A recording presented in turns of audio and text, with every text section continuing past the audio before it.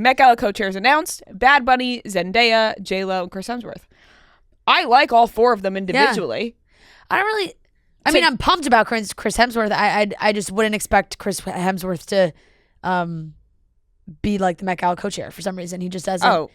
He just doesn't fit like fashion world. Total vibe surprise. to me. Total surprise. Everybody else makes complete sense. Zendaya, especially. I mean, obvious. Zendaya's That's the number most one Met obvious Gala. choice. Like, duh.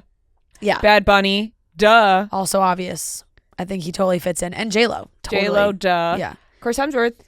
Chris Hemsworth just like popped right in there for a little. Chris Hemsworth, I'm giving a good for you for getting in there. Yeah. How'd you snag that bad boy? How'd you snag that job? Right. You fashion Maybe he's icon? really into the. Maybe he's just really into the theme this year. Just like He's like, Anna, you gotta let me in. Right. It's just like a cause that he can get behind. I've got to get down under. Yep. I'm gonna pretend like you didn't just do that.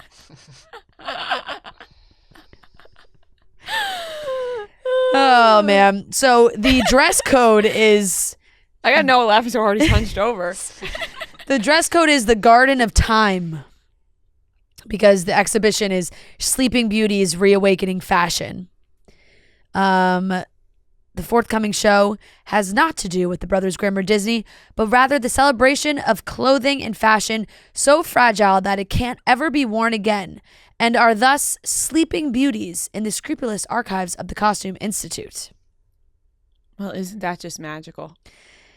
Yeah, that's very interesting, because it's like, are they actually going to be wearing the fashion that is that old and can never be worn again? Or are they just making things in honor of that fashion? Because, hello, everyone gave, like, Kim Kardashian wearing that Marilyn Monroe dress was, like, the biggest problem ever for some people. Mm-hmm. Per the Metropolitan Museum of Art, we're expected to see a range of fashion on display, which dates back to a 17th century English Elizabethan era bodice that embodies the beauty of the natural world, its fragility, and its inevitable decay. More modern, less delicate pieces imbued with the same spirit as the spotlit fashions will be showcased alongside them and broken up into three sub-themes: land, sea, and sky. The second part of understanding this year's dress code of the Garden of Time is to know a bit about its inspiration, a short story of the same title written by J.G. Ballard in 1962. The story tells of a Count Axel and his wife, the Countess, in their utopia of leisure, art, and beauty.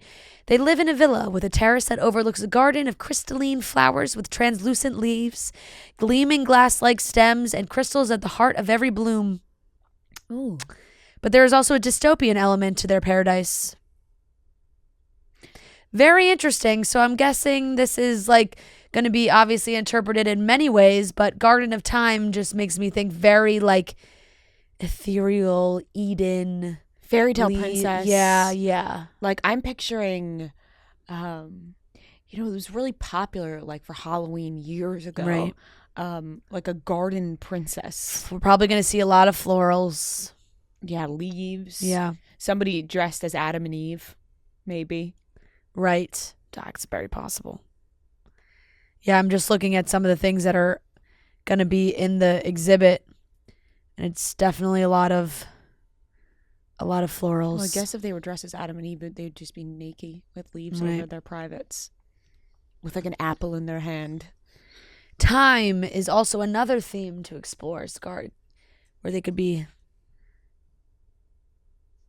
exhibiting elements of time, like a Moschino grandfather clock gown from the fall of 2024. Oh. Interesting. So that's coming up. All right. Chris Hemsworth had to get his paws on that.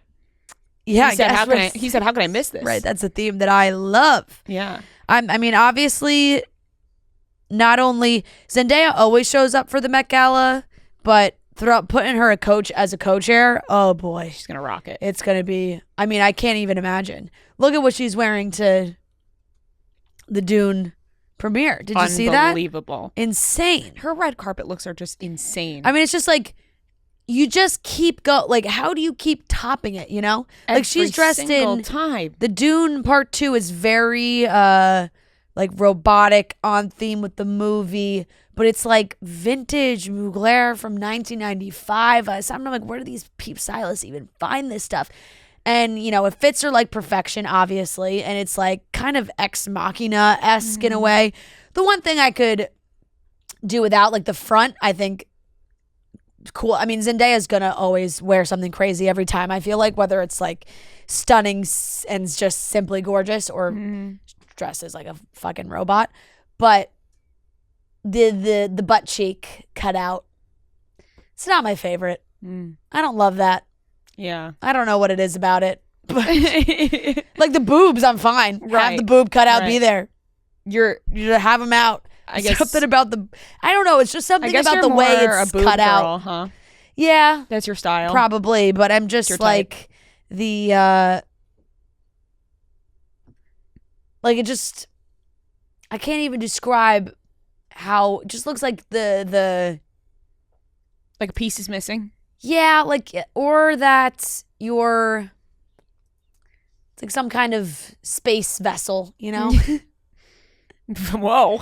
like a rocket ship or something, Yeah. and it's just your windows almost. Right. I don't know. It's a weird way to describe it. I can't even describe how I'm thinking about it in my brain. I'm following. But yeah, it's going to be a great Met Gala. Always exciting. Yeah. First Monday of May. Yep. And we can all look forward to finding out why Anna Wintour has such a huge crush on Chris Hemsworth, because how did he snuck in there? Right. I mean, can you blame her? Anna Wintour, she's a fan. Can you blame her? If you had to call Chris, if you had the option to have him, take it. She's just like, wait, guys, why don't we just call Chris Hemsworth up? Yeah, exactly.